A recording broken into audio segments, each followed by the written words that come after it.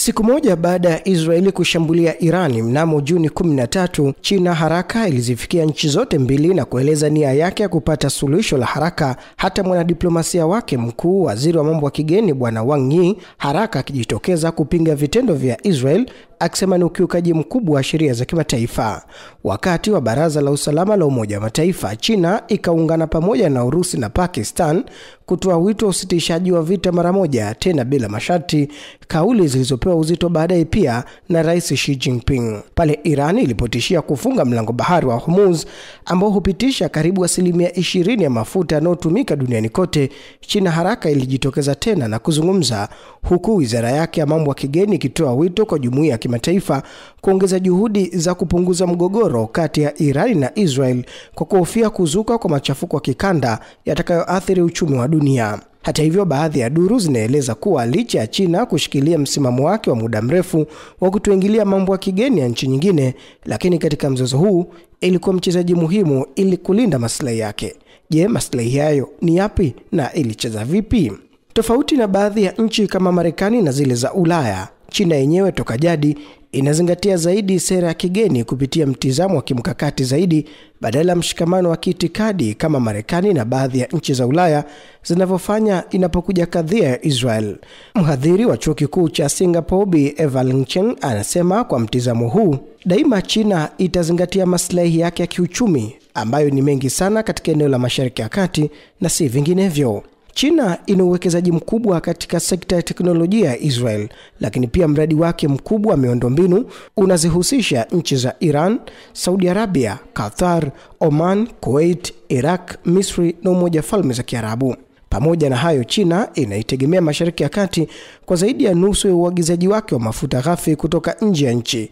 na China ndio mtumiaji mkubwa wa mafuta ya Iran. Kwa hiyo, endapo vita hivi vingeendelea muda mrefu, vingeathiri pakubwa upataji wake wa mafuta, hasa pia kama Iran ingefunga mlango bahari wa Hormuz kama bunge lake lilivyosema wakati wa mzozo. Kwa upande wake, mhadhiri mwandamizi wa chuo kikuu cha Australia Alam Saleh anasema vita vya muda mrefu vingeharibu kwa kiasi kikubwa uwekezaji na biashara za China. Kwa hiyo China ilikuwa haina budi kutafuta utulivu haraka iwezekanavyo, na kwa mujibu wa Saleh, Beijing haikubaliani kabisa na wazo la kutumia nguvu za kijeshi katika kutatua migogoro, kwani kutaleta athari kubwa kwa waliopo na wasiokuwepo. Kando na mtizamo huo, Profesa John Weng wa chuo kikuu cha biashara ya kimataifa huko Beijing, yeye anadhani China daima ilikuwa na wasiwasi wa kupanda kwa bei ya mafuta endapo mzozo huo ungeendelea, jambo ambalo lingetishia usalama wake wa nishati. Na ndio maana kwa kujua fika faida inazozipata China Mashariki ya Kati, waziri wa mambo ya kigeni wa Marekani Marco Rubio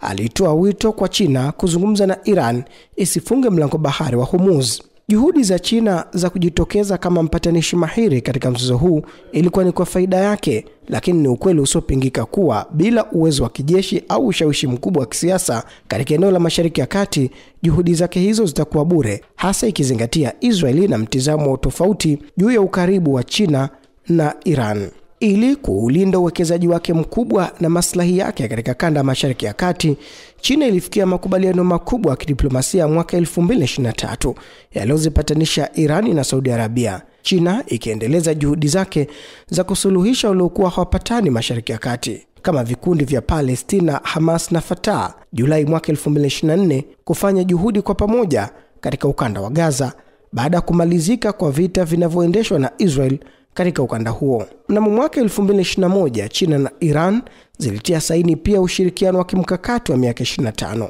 Na Irani pia ni mshirika hai wa mpango wa barabara wa China, na kwa ushawishi wa Beijing ilikubaliwa kujiunga na jumuiya ya ushirikiano wa Shanghai mwaka huu, ikashiriki katika mazoezi ya pamoja ya majini katika ukanda wa usalama wa bahari ya China. Hata hivyo, kwa mujibu wa Profesa Wang, upinzani thabiti wa Iran dhidi ya utawala wa Marekani unalingana sawa na maslahi mapana ya kidiplomasia ya China ikilinganisha na uhusiano wa karibu wa Israel na Marekani. Profesa Wang anasema China kuzidi kujitambulisha kama nguvu mpya kutegemewa katika kutatua migogoro ya kimataifa kunaweza kukabiliwa na changamoto za hapa na pale, hasa kutokana na China inapochukua upande kulingana na kulinda kulinda maslahi yake. Kwa mujibu wa Profesa Wang, China itaendelea kuitegemea Marekani kama mdhamini wake mkuu wa masuala ya usalama katika eneo la Mashariki ya Kati, huku yenyewe ikiendelea kujijenga kiuchumi. Ni wazi kwamba China yenyewe kwa sasa itaendelea zaidi kudumisha uhusiano wake wa kiuchumi na nchi za Mashariki ya Kati, huku ikichukua fursa uwepo wa Marekani katika kanda hiyo kama mdhamini mkuu wa usalama. Hata hivyo, kitendo cha Marekani cha kupiga makombora katika vituo vya nyuklia vya Iran kunaitayarisha China kuchukua hatua za juu za kimaadili katika nyanja za kidiplomasia dhidi ya Marekani,